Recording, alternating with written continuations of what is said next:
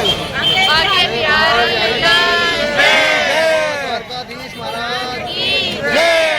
सुबह 6 बजे हमारी ट्रेन द्वारका उतर गई थी और फटाफट हम लोग अपने होटल गए।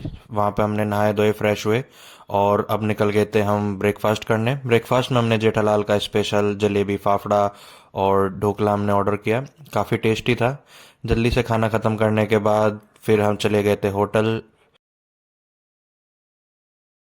हेलो गाइस, अब शाम के 5 बज चुके हैं और हम द्वारका में हैं और अब जा रहे हैं हम द्वारका में द्वारकाधीश टेम्पल जो है वहाँ पर जा रहे हैं, जहाँ पे लगभग 5:30 बजे करीब आरती होती है।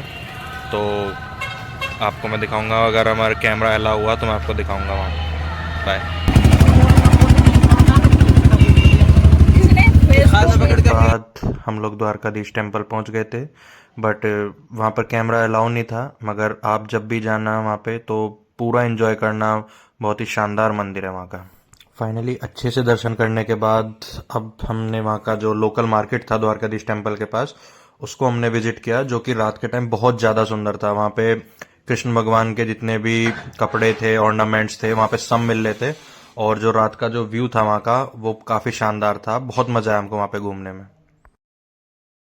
हरे मुरारे हे नाथ नारायण वासुदेवा, हे नाथ नारायण वासुदेवा। देव नंदन तुमको वंदन रखते सबकी लाज, सबके स्वामी अंतर्यामी पूर्ण। फिर शाम को घाट किनारे ताई जी ने सब लोगों से आरती करवाई थी। आरती करने के बाद वहाँ पे सनसेट पॉइंट दिखा था। सनसेट पॉइंट इतना खूबसूरत था कि हम लोगों का मन करा थोड़ी बोटिंग करने का, तो हमने वहाँ पे एक बोट हायर करी थी। और जब हम बोट चला रहे थे तो बहुत ही ठंडी हवा चल रही थी वहाँ पर और सारी जगह आरती की आवाज़ आ रही थी। और जो बोट में बैठने का बहुत अलग ही मज़ा था। तो ये वाला जो पॉइंट था हमारा घाट के पास वाला, इसमें सनसेट भी एंजॉय किया और बहुत मज़ा आया मतलब इस जगह पर। तो आप जब भी आना इस जगह पर ज़रूर आना। आओ भाई, ठंडी ठंडी छाछ पियो। द्वारका की नगरी का एक बार पियोगे दो पी जाओगे। ठंडी ठंडी द्वारका की नगरी का छाछ पी लो भाई। घाट से घूमने के वापस आने के बाद फिर हम लोगों ने कुछ गोलगप्पे खाए थे, जो कि अलग अलग तरह के फ्लेवर्स के थे, जो कि काफ़ी ज़्यादा टेस्टी थे। उसके बाद फिर हम लोग सीधा चले गए थे खाना खाने। रेस्टोरेंट में हमने पहले ही मन बनाया हुआ था कि हम लोग गुजराती थाली मंगाएंगे। और यहाँ पर भी हमने गुजराती थाली देखी, जो कि 150 रुपीज़ की थी एक सर्विंग की। और लगभग हम काफ़ी जनों ने गुजराती थाली मंगाई थी और 3 डोसे आए थे साथ में और एक उत्पम आया था, जिसका स्वाद काफ़ी टेस्टी था। तो आप जब भी यहाँ पे आना, इस रेस्टोरेंट का नाम है मोटा भाई रेस्टोरेंट, जो कि द्वारकाधीश टेम्पल के बिल्कुल पास है। खाना खाने के बाद अब मन खरा था हमारा कुछ मीठा का, तो हमने यहाँ पर जो केसर वाला दूध था उसको हमने ट्राई किया, जो कि काफ़ी ज़्यादा टेस्टी था।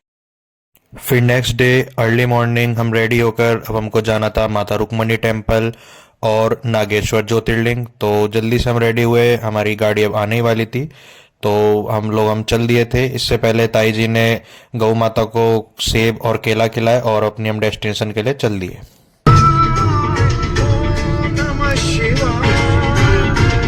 अब माता रुक्मणी देवी टेम्पल में हम आ चुके थे और यहाँ की मान्यता ये है कि यहाँ पे जल चढ़ाया जाता है अपने पितरों को समर्पित करने के लिए।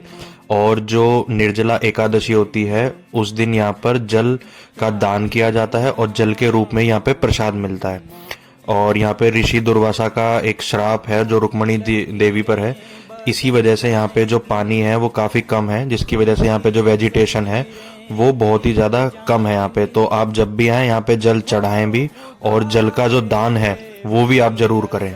तो ये मंदिर के दर्शन के बिना द्वारका अधूरी है। हे काल रात्रि है कल्याणी, तेरा जोड़ धरा पर कोई नहीं, मेरी माँ के बराबर कोई नहीं।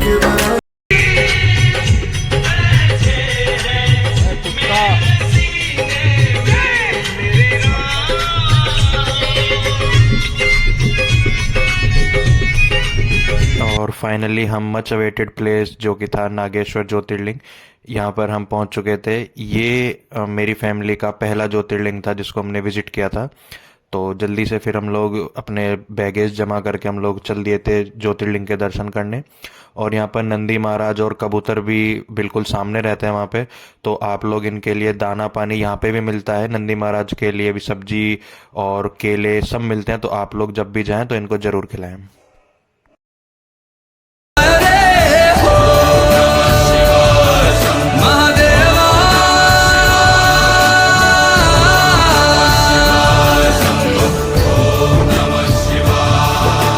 सर से तेरे बहती गंगा काम मेरा हो जाता चंगा, नाम तेरा जब लेता ता ता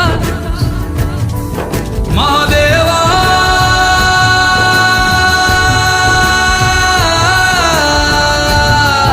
शंभो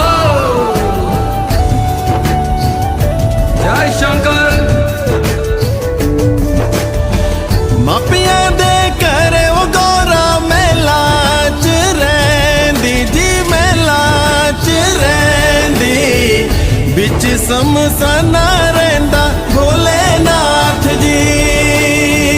मापिया दे कई वर्ष पहले की एक बात है, एक राक्षसनी हुआ करती थी जिसका नाम था दारुका।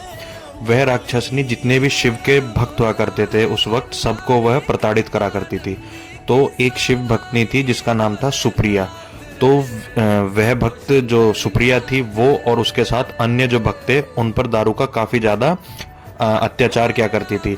तो एक बार उसने सभी जितने भी शिव के भक्त थे उसने सबको बंदी बनाकर वह समुद्र तल पे ले गई थी, जहां उसने वहां के जितने भी सांप और नाग थे सबको बोला था कि ये जो सुप्रिया है और जो उसके साथ शिव भक्त थे उन सब पे आक्रमण करो। लेकिन जो सुप्रिया जो थी, जो कि शिव भक्त थी, उसने ओम नमः शिवाय का जाप किया और सभी लोगों से कहा कि वो ओम नमः शिवाय का जाप करें। इस जाप करने के बाद वहां पर स्वयं महादेव वहां पर प्रकट हुए और सभी नागों को वहां से जाने का आदेश दिया। तब से जहां से महादेव प्रकट हुए थे उस जगह को नागेश्वर ज्योतिर्लिंग बोला जाता है। तो और यहाँ पर यह भी है कि अगर किसी के ऊपर सर्प दोष होता है तो वह किसी भी धातु का नाग नागिन का अगर जोड़ा चढ़ाता है तो उसका जो दोष है वो बिल्कुल दूर हो जाता है। अब नागेश्वर ज्योतिर्लिंग के दर्शन हमारे हो चुके थे खत्म। तो अब हम जा रहे थे बेट द्वारका, जो कि काफ़ी दूर था वहाँ से थोड़ा सा। तो आगे का जो मैं ब्लॉग दिखाऊंगा उसमें दिखाऊंगा कि हमने बेट द्वारका गए थे, वहाँ पे हमने दर्शन किए थे। तो आगे का जो ब्लॉग रहेगा वो मैं आपको दिखाऊंगा। बस आपसे एक रिक्वेस्ट है कि आप चैनल को ज़रूर सब्सक्राइब करें और जो भी इस वीडियो को देख रहे हैं वो ज़्यादा से ज़्यादा शेयर करें और सब्सक्राइब करें। Good bye.